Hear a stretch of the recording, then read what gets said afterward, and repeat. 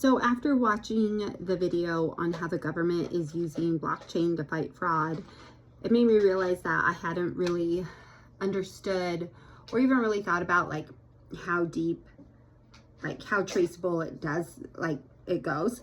So with the Silk Road, and it being the black market, a lot of people using Silk Road thought that the Bitcoin made it totally anonymous, which was the appeal of it.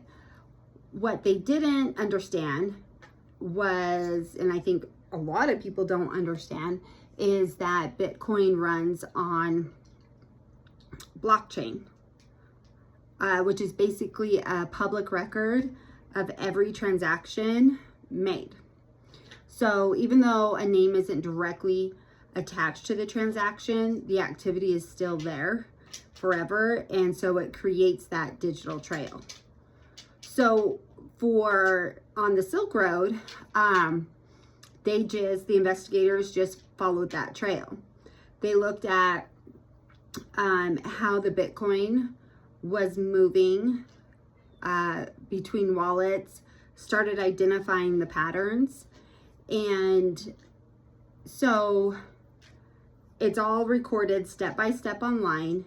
And so if they can connect like the one wallet to one real person, and then they can just start linking everything to it, and it kind of unravels. And it can be something as small as a username somewhere, or connecting to the crypto exchange that has personal info. And that's how they were able to build a case against Ross. It wasn't just the one piece of evidence. It was putting together the blockchain data with digital clues until it all pointed to him, and then eventually linking other individuals, including one who was undercover agent Knob, and also other characters who were extorting and also selling things to Ross.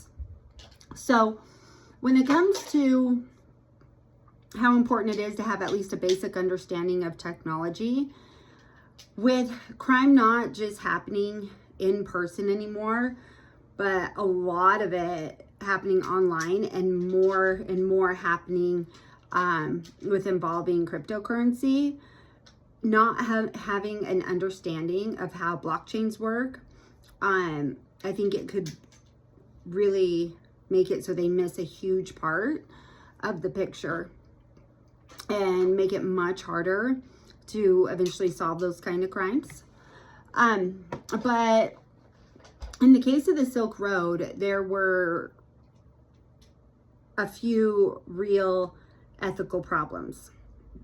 And one of the huge problems was two agents involved, and it was Carl Mark Force, who was Knob, and Sean Bridges, and he actually stole the Bitcoin during the investigation. And because the crypto feels less traceable and less controlled, it creates an opportunity for abuse if those safeguards aren't in place. So in the case of the cooperating individual, he had given up his passwords and his computer, and that gave the opportunity for the stealing of all the Bitcoin to happen. And if it wasn't for the blockchain, they wouldn't have been able to start unraveling everything. And